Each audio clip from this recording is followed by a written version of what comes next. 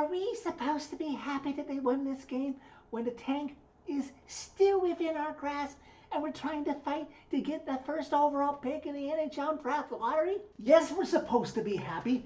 We're playing the team from the center of the universe in Canada with a broadcast crew that is throwing around the pom-poms for them too. Of course we're supposed to be happy that we won this game. Okay, I believe you. Jesus, someone has some unresolved issues being a Canadian Preds fan. You ever just want to get down on one knee and thank the hockey gods upstairs that throw floors with us at Nashville Predators? Hey everybody, it's Jersey Guy. Hold my beer. Are you sure you want me here? Hat trick watch anybody? Is it maybe somewhere that we owe a massive debt to the hockey gods? Again and again and again. Feeling like a kid again, Johnny. Is happening? Is this happening? Is this happening? This isn't an ad for some dang cookie. I want a piece of that action. Well, you don't have to tell me twice. What do you have to tell me that is going to make me feel positive? And Maybe the Titans won't let us down on Thursday. Preds, walk it off! Okay, on with Johnny's reaction video.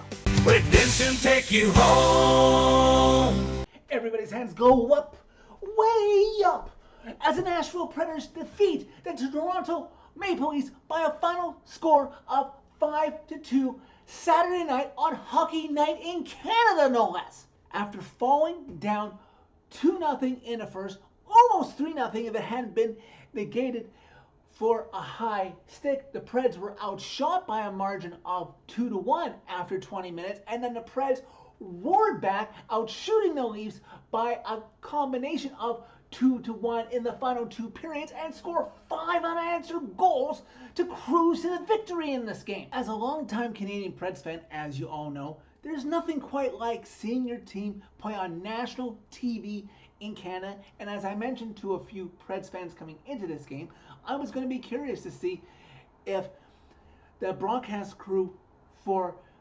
Sportsnet would mention the fact that Saros was under 6 feet, or how many Preds players they pronounced the name wrong. But fortunately, neither of those happened. Saros looked good about a minute into the first period as he stopped McCann on a partial break. But this is what got me worried, because just over 9 minutes in, Luke Evangelista took a high sticking penalty. And just over 10 seconds into that power play, the Leafs make the Preds pay. Jonathan Tavares, yes, my fellow Portuguese that I once pleaded with a video on this channel to sign with the Preds when he became a free agent, he scores his 30th of the season and puts the Leafs up 1-0. 30 goals for a guy who doesn't have the C anymore and is a potential unrestricted free agent this summer.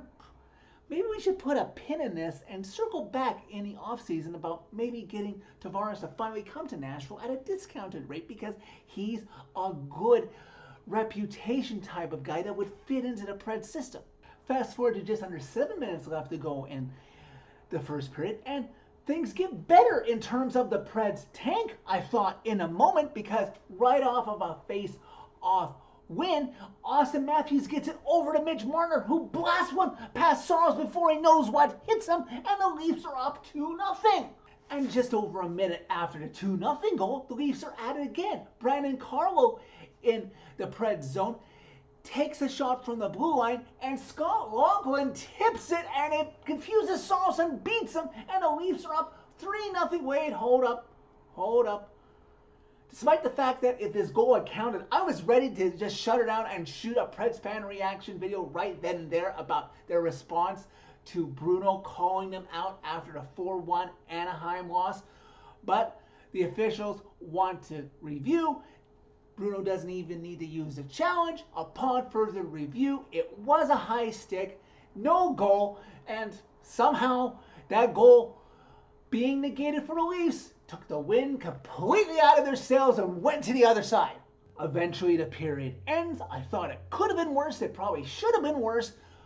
The Leafs come out strong, are up 2-0 after 1. The Leafs' Matthew Nyes takes a penalty. Can the Preds actually get off the schneid and do something with it to start the second period? Turns out they can't do something about it. It takes the Preds almost the entire 2-minute power play to do it, but Fedor far stretch off behind the Leafs net, gets it out front to former Leaf Michael Bunting while going down to one knee, shovels it home past Joseph Woll into the Leafs net. Preds cut the Leafs lead to 2-1. Potential momentum shift here as nearly 8 minutes into the second period, Jonathan Tavares and William Nylander have a 2-on-1. Spencer Stastny, the only Preds player who's back on defense, and him and UC Saros keep it out, keeping the Leafs at bay, just up by a goal.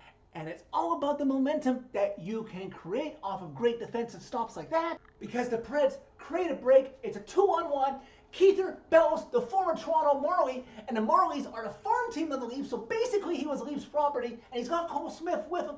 Keither Bellows has the puck. He has seen shots the whole way, and he blasted past Joseph Woll, and the Preds have gone from being down 2-0 to tying this game at 2 apiece. Later, Preds on the attack with a great chance to take the lead as Nick Blankenburg saucers it over to Philip Forsberg, but somehow, someway, Joseph Woll stops him.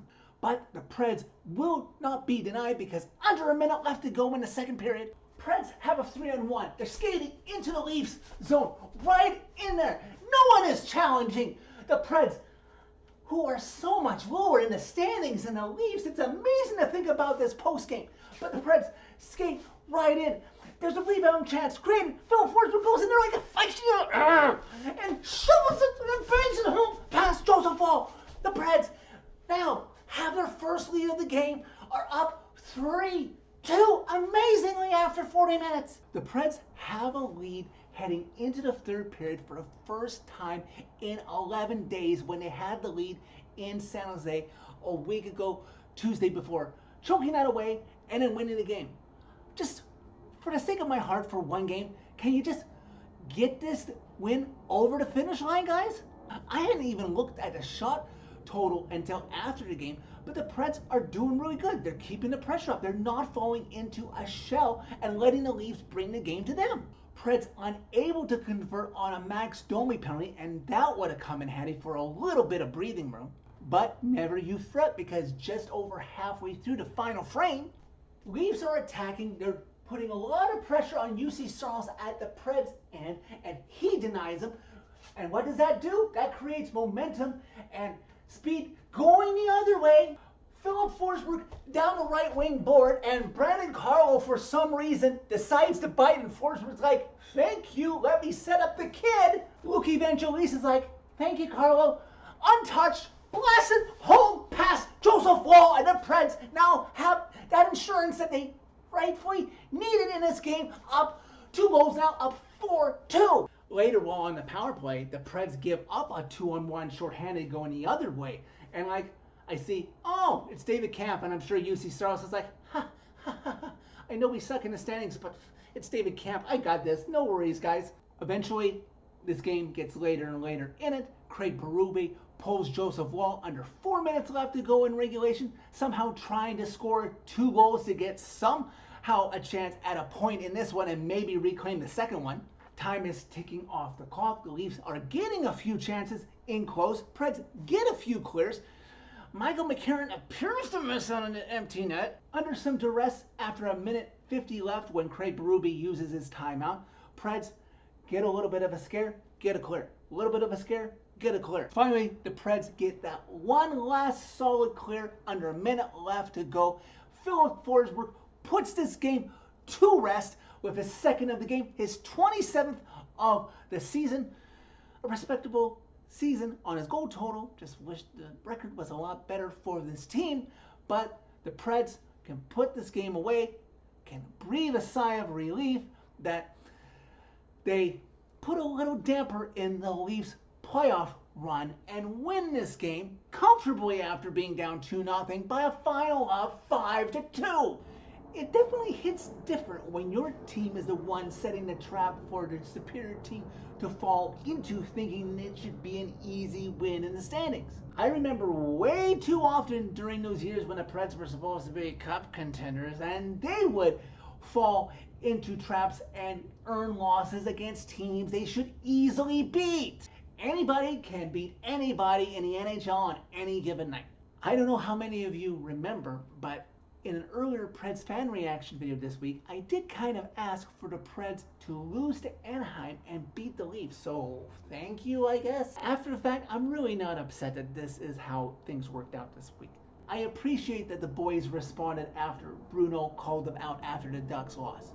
Now, if this team wants to go back to losing, say against the Blues tomorrow, the Hurricanes on Tuesday, and then the Blues again on Thursday, that's quite acceptable. Tank back on. Just lose respectably. Just 13 games left to go in this sad, disappointing season. But by all means, Preds Nation, enjoy fun nights like this that this team still has in them this year. So that's it for this video. Thank you very much for watching. As always, click like if you like this video. Click subscribe if you really liked it. You can find my social media and interact with me during every Preds game by clicking on a channel name.